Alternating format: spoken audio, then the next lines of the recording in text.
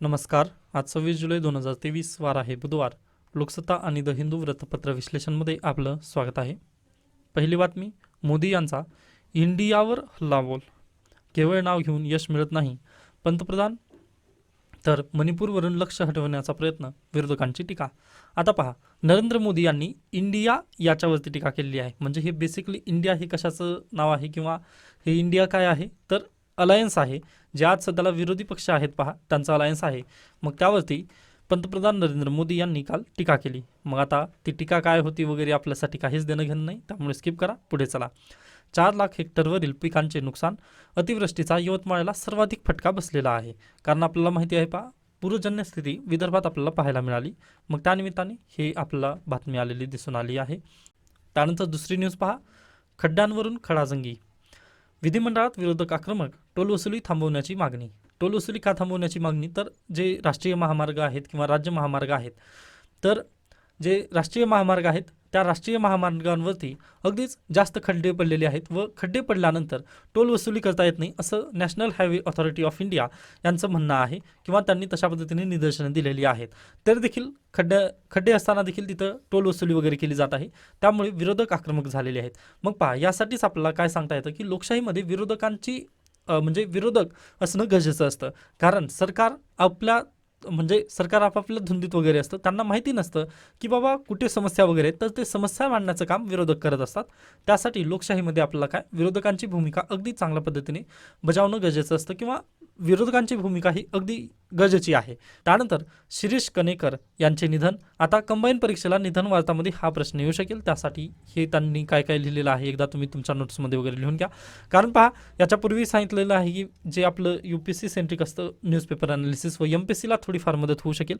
त्यानंतर जयंत सावरकर यांच्या पार्थिवावर अंत्यसंस्कार. आता ही पण न्यूज तुम्ही कंबाईनसाठीचे विद्यार्थी आहेत त्यांनी अगदी त्यांचे कुठे कुठे त्यांचं मुख्य काम वगैरे राहिलेलं आहे ते तुम्ही प्लीज लिहून ठेवू शकता.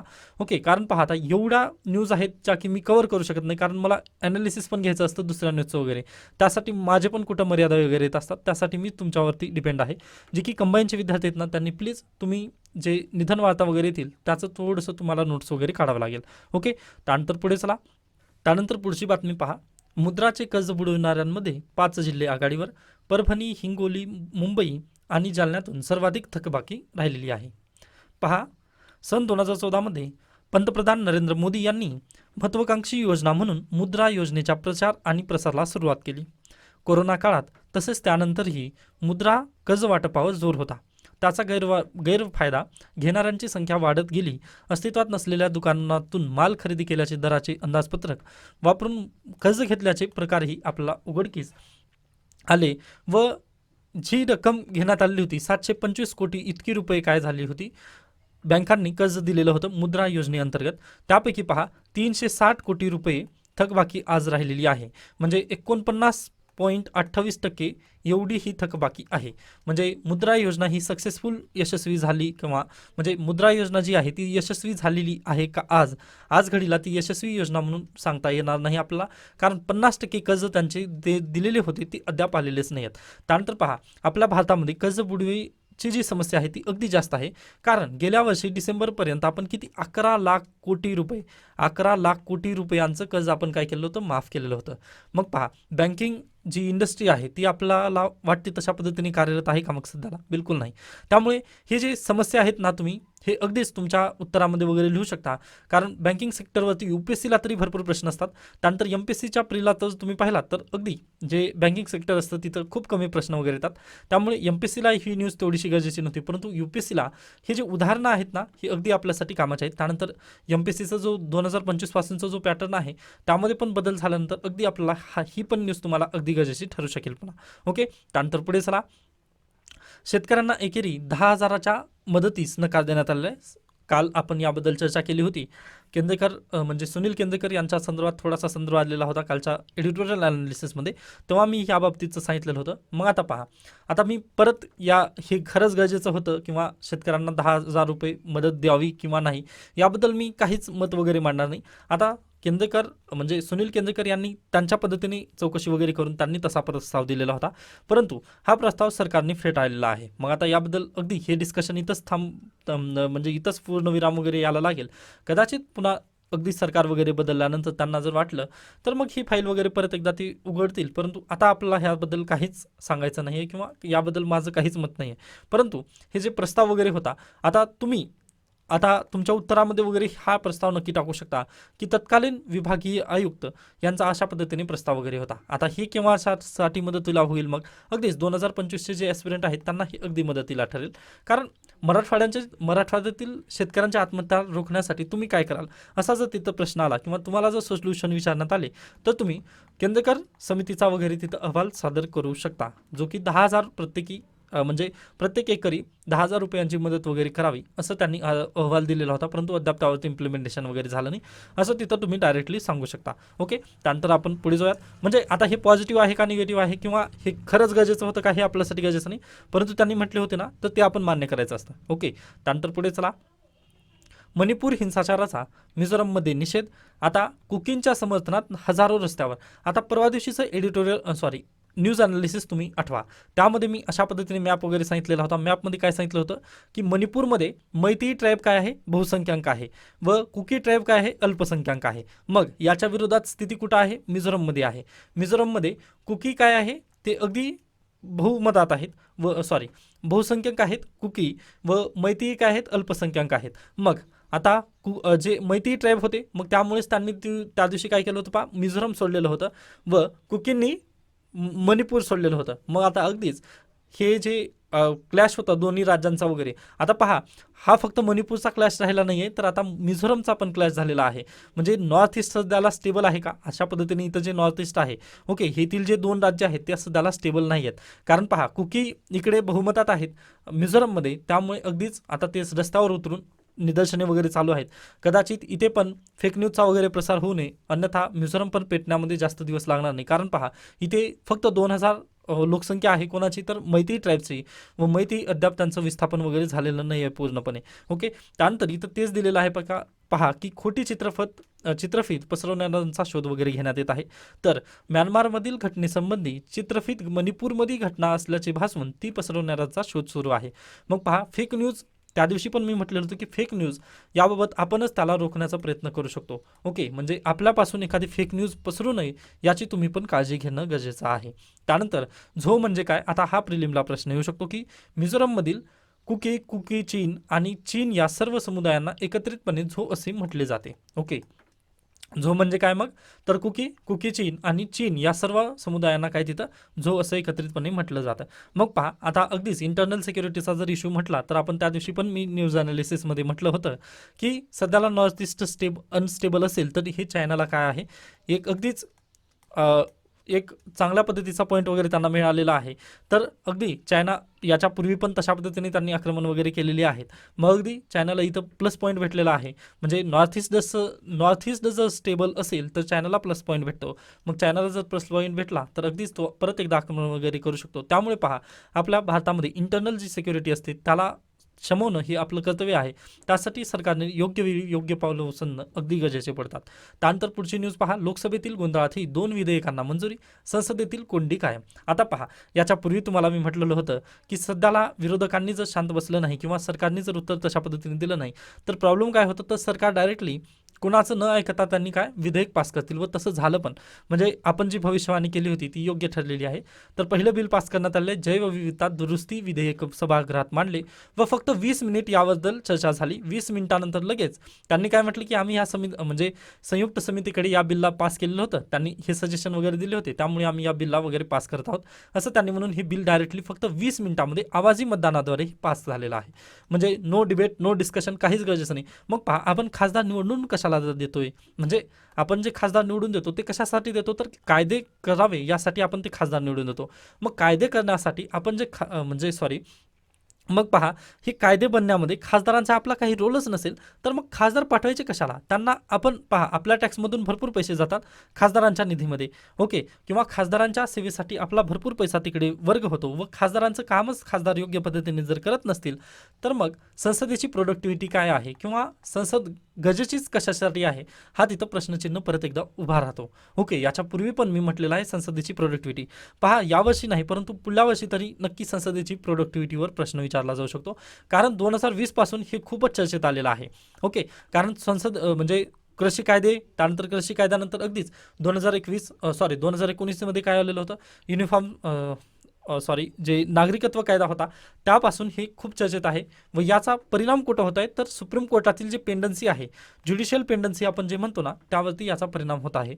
ओके, आता पहा, उत्तरामध्ये तुम्ही काय लिहू शकता की प्रश्न जर असा विचारण्यात आला की ज्युडिशियल पेंडन्सी त्याला आपण रोखण्यासाठी काय करू शकाल, असा जर तुम्हाला प्रश्न विचारण्यात आला किंवा तसं जर तुम्हाला उत्तर द्यायचे असतील की ज्युडिशियल पेंडन्सी बाबत तुम्हाला तुम्ही त्याचे सोल्युशन काय द्याल, तर अगदीच आपले जे कॉम्पिटिटर्स वगैरे असतील त्यांनी अगदी काय म्हणतील की जे जजेसची संख्या आहे ती जास्त वाढवावी किंवा सुप्रीम कोर्टाची संख्या जे त्याच्या शाखा आहेत ते जास्त वाढवावे, अशा पद्धतीने उत्तरं देता येतील.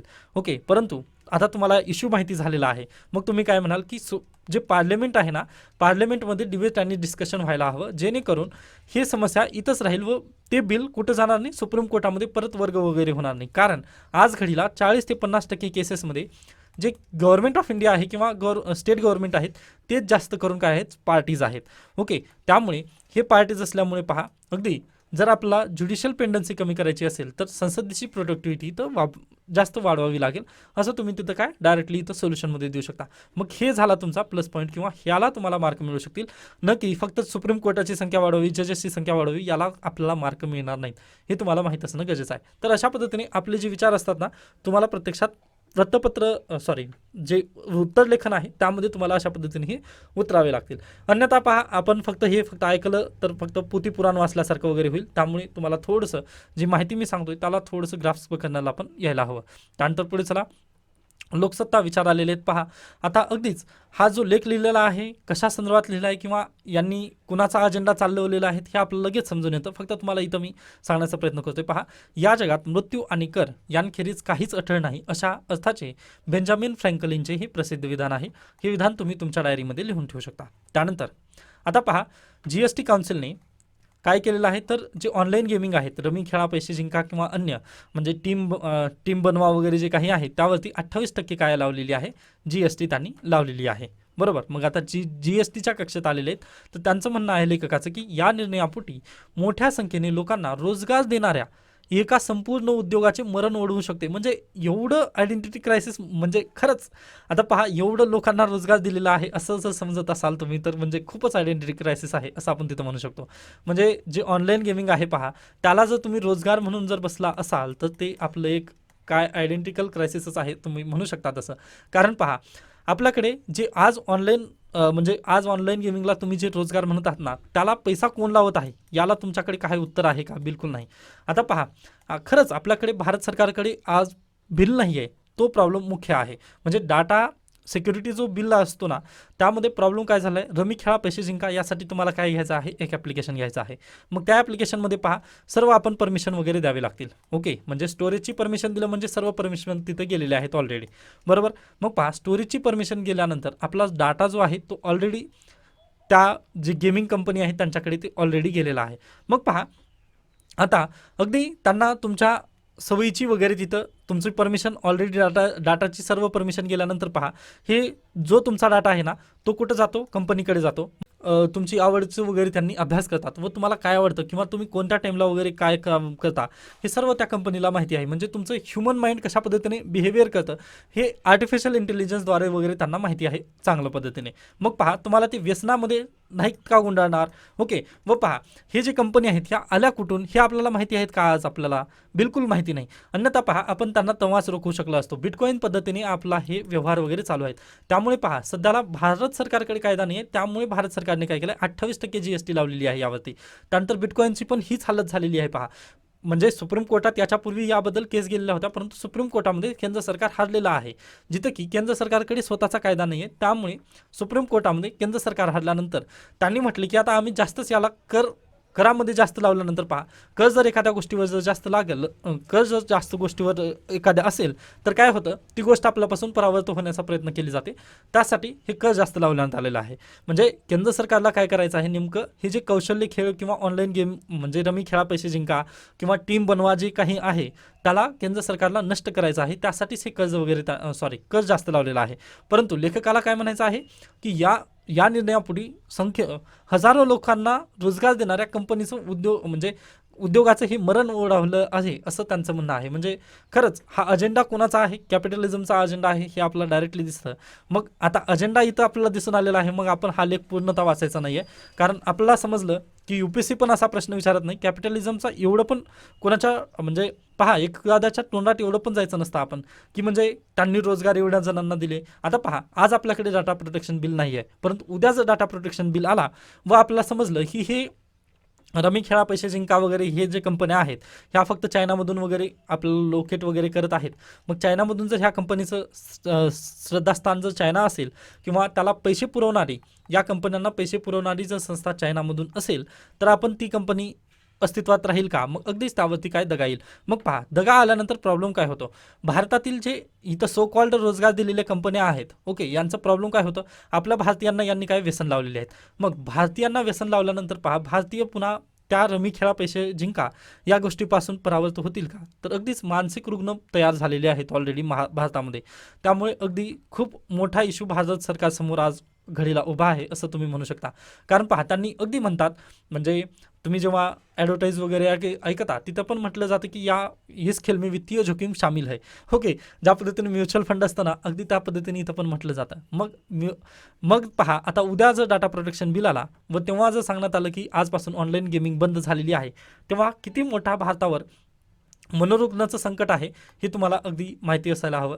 ओके त्यानंतर आता हे अशा पद्धतीने मनोरुग्णाचं संकट वगैरे तुम्ही याला लिंकेजेस वगैरे करू शकता की कशा पद्धतीने जे ऑनलाईन गेमिंग आहे किंवा जे साहसी खेळ वगैरे इथं दिलेले आहेत हे आता काही गरजेचं नाही. म्हणजे यांनी खूपच त्याला एक्झॅगरेट वगैरे केलेलं आहे.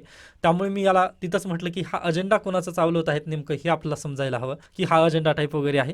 त्यानंतर पुढचं पहा आज आंतरराष्ट्रीय खारफुटी परिसंस्था संवर्धन दिन आहे. 26 जुलैला साजरा केला जातो. मग पहा सुंदरबन खारफुटी वन भारतातील सर्वात मोठे खारफुटी वन असून तमिळनाडूमधील पिचावरम हे दुसऱ्या स्थानी आहेत हे तुम्हाला माहिती असणं गरजेचं आहे. हा फॅक्ट आहे MPSC कंबाईनला वगैरे गरजेचा असू शकेल. त्यानंतर पुढे चला आडमुठेशाही हे इस्रायलबाबतचा लेख आलेला आहे स्किप करू शकता. ओके त्यानंतर सत्ता केंद्र किंवा सत्ता कारण वगैरे दिलेलं आहे काही गरजेचं नाही स्किप करून पुढे चला. तर अशा पद्धतीने आजचं लोकसत्ता संपतं. त्यानंतर पहा आजचं द हिंदूमध्ये दिण्यात आलेलं आहे की ज्या पद्धतीने नरेंद्र मोदी यांनी इंडिया यावरती टीका केली त्यावेळेस मग ऑपोजिशन जे पार्टी आहेत इंडियामधील त्यांनी काय नरेंद्र मोदी यांच्या विरोधात नो कॉन्फिडन्स मोशन आणण्याचा प्लॅन करत आहेत. आता नो कॉन्फिडन्स मोशन काय आहे आता हे मी तर अगदी डिस्कस तर चांगल्या पद्धतीने करू शकेन पण एडिटोरियलमध्ये ॲनालिसिस त्याचं येऊ द्या तेव्हा आपण नो कॉन्फिडन्समध्ये त्याचं डिस्कशन करूयात. परंतु जे MPSCचे विद्यार्थी वगैरे आहेत त्यांनी एकदा बिल कोणते कोणते लोकसभेमध्ये वगैरे पास केले जातात किंवा कशा पद्धतीने नो कॉन्फिडन्स मोशनची त्याचे इम्पॅक्ट काय होतील सरकारवरती वगैरे हे तुम्हाला माहिती असणं गरजेचं आहे. ओके म्हणजे सरकार पडतं किंवा राहतं किंवा नो कॉन्फिडन्स मोशन सारख्याच दुसऱ्या कोणत्या मोशन्स आहेत हे सर्व तुम्हाला माहिती असणं गरजेचं आहे. आय होप तुम्हाला ती माहिती असतील व ते भारतीय संविधानमध्ये देण्यात आलेलं आहे किंवा भारतीय संसदेच्या ते रूल बुकमध्ये आहे ते पण एकदा तुम्ही अगदी वाचून घेऊ शकता. आता मी सध्याला सांगत नाही कशामुळे तर अगदीच हे एडिटोरियल ॲनालिसिसचा भाग येतो आपला. त्यामुळे आज न उद्या द हिंदूला अगदी याच्यावरती लेख लिहिण्याचा चान्स मिळालेला आहे. मग तेव्हा याबद्दल आपण चर्चा करणार आहोत. ओके काळजी करू नका जर शक्य झालं तर वाचा अन्यथा मी डिटेलमध्ये सांगणार आहे. त्यानंतर पहा अगदी आणखीन एक न्यूज सांगायची होती तुम्हाला. जी वेबसाईट आहे पहा ती वेबसाईट आपली अगदी परत क्रॅश होत आहे व परत त्याला उभारायचं वगैरे म्हटल्यानंतर ती आता प्रीमियमसाठी पैसे वगैरे मागत आहेत. त्यामुळे मी म्हटलं की वेबसाईटचं कामच बंद करावं किंवा जरी केलं तरी ते .com जे आहे ना ते डोमेन मी काढून टाकणार आहे. ओके म्हणजे ते साईटचं काम अगदी खरं पाहिलं तर ते अगदीच दुसरीकडे वगैरे जातं. त्यामुळे जर कदाचित तुम्हाला जर सजेशन असतील म्हणजे वेबसाईटऐवजी तो तुम्ही म्हणत असाल की जर दुसरं काही जर द्यावं किंवा PDF स्वरूपात वगैरे तर ते बेटर होऊ शकेल असं मला वाटतं. कारण प्रीमियम आपल्याजवळच काही उत्पन्नाचं वगैरे साधन नाही व आपण जर त्यांना पैसे भरायचं तर ते मला योग्य वाटत नाही. त्यामुळे आय थिंक आपण PDF स्वरूपात वगैरे जरी गेलं तरी बेटर असेल असं मला वाटतं. पण आपण पाहूयात जर शक्य झालं तर मी तशा पद्धतीने जून महिन्याचं एकदा करून पाहतो. जर वेळ जर जास्त जात असेल तर मी त्याला प्राधान्य देणार नाही. त्यानंतर आता अगदीच जे पॉलिटीचे MCQ सिरीज आहे ते मी चालू करणार आहे लवकरच. त्याचं पण आपल्याला हे करायचं आहे श्री गणेशा करायचं आहे. अगदी थोडंसं टाईम कमी वगैरे भेटतं त्यामुळे थोडंसं प्रॉब्लेम होतं परंतु विश्वास ठेवा सर्व काही क्लिअर करण्याचा मी प्रयत्न करतच असतो. ओके त्यानंतर पुढे चला supreme court to decide when ED can take Tamil Nadu minister in to custody high court. आता पहा हायकोर्टामध्ये सेंथिल बालाजी यांची केस गेली होती, मग त्यांनी हात झटकलेले आहेत व ती आता केस सुप्रीम कोर्टात गेलेली आहे. ठीक आहे, मग सुप्रीम कोर्ट काय बोलतं यावरती चर्चा करूयात आपण पुढे.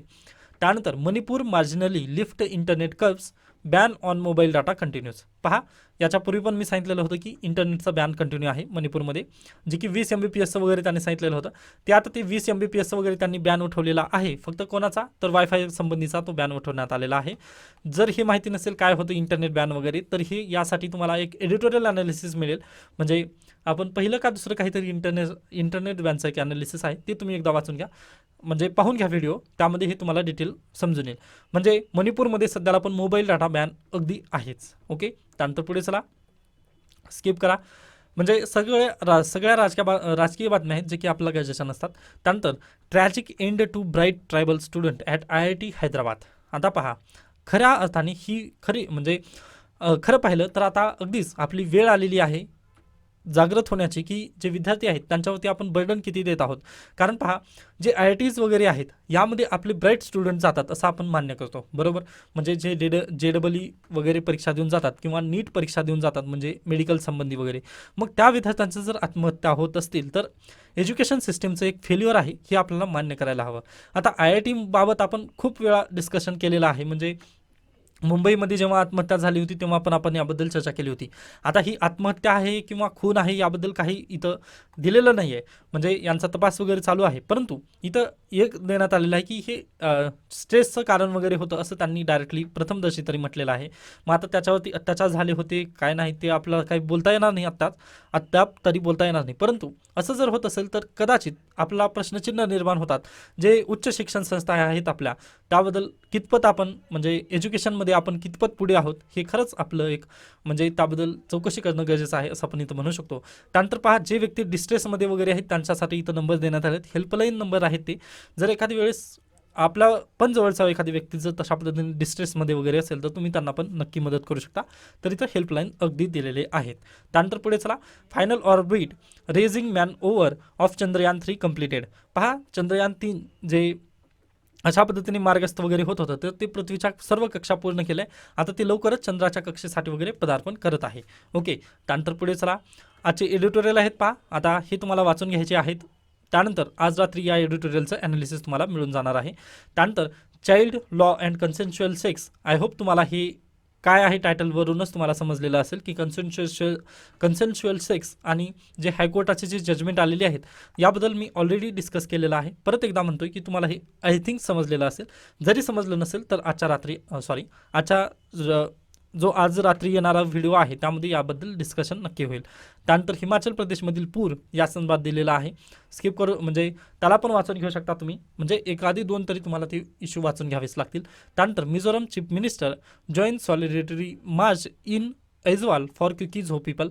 ही आपण न्यूज म्हणजे ही जी न्यूज होती आपण ती ऑलरेडी डिस्कस केलेली आहे की कशा पद्धतीने तिथं इश्यू झालेला आहे. त्यानंतर Lok Sabha passes continues biological diversity bill amid dean.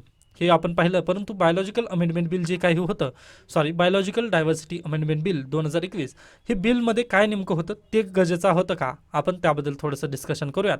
की पहा, जे एन्व्हायरमेंटलिस्ट आहेत त्यांचं म्हणणं आहे की ह्या बिलमुळे प्रॉब्लेम काय होईल. आता जे बायोलॉजिकल डायव्हर्सिटी बिल यामुळे प्रॉब्लेम काय होईल, तर यावरून केंद्र सरकारला डायरेक्टली परमिशन दिलेली आहे की केंद्र सरकारची परवानगी न घेता एखादी प्लांट आहे, ओके, एखादी प्लांट आहे पहा जी की आयुर्वेदिक आहे, हे आयुर्वेदिक प्लांट डायरेक्टली जे कॅपिटलिस्ट असतील म्हणजे जे कंपनी वगैरे असतील ते डायरेक्टली ते प्लांट वगैरे तिथून उचलून घेऊ शकतील.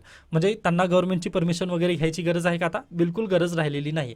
मग यामुळे हे जे प्लांट्स आहेत ना यांचं जे अगदी इलिगल बायोपायरसी, ती बायोपायरसीला आता रोखण्यामध्ये आपलं एक चॅलेंज निर्माण होईल असं एन्व्हायरमेंटलिस्टचं वगैरे इथं मत आलेलं आहे. कारण पहा, यांनी अगदीच भारतीय आयुर्वेदिक कंपन्यांना यांनी वरदान देण्यासाठी जर बायोलॉजिकल डायव्हर्सिटी बिल जरी पास केला असला तरी पहा, जे नॉर्थ ईस्ट स्टेट आहेत तिथून चायनाला येतं काय होईल, बायोपायरसी वगैरे रोखण्यामध्ये यश मिळणार नाही असं त्यांनी म्हटलेलं आहे. कारण पहा, इथं काय केलं आहे त्यांनी, गव्हर्नमेंट ऑफ इंडियाची तिथं परवानगी कमी केली. मग गव्हर्नमेंट ऑफ इंडियाची परवानगी कमी केल्यानंतर पहा काय होईल, तर जो पण व्यक्ती आहे त्याला जर माहिती असेल की आता एखादी प्लांट आहे जो की आयुर्वेदिक आहे, तर तो डायरेक्टली उपडून काय करेल, तर दुसऱ्या राष्ट्रांना वगैरे तो विकू शकेल. पहा, कारण अगदी पायरसीमध्ये जास्त पैसे वगैरे आपल्याला मिळत असतात. हे आपल्याला अगदी सांगण्याची वगैरे गरज नाही. ओके, तर ते तशा पद्धतीने आहे. त्यानंतर पुढे चला. त्यानंतर पहा, president open tribal of art gallery at Rashtrapati Bhavan as she finishes 1 year in office.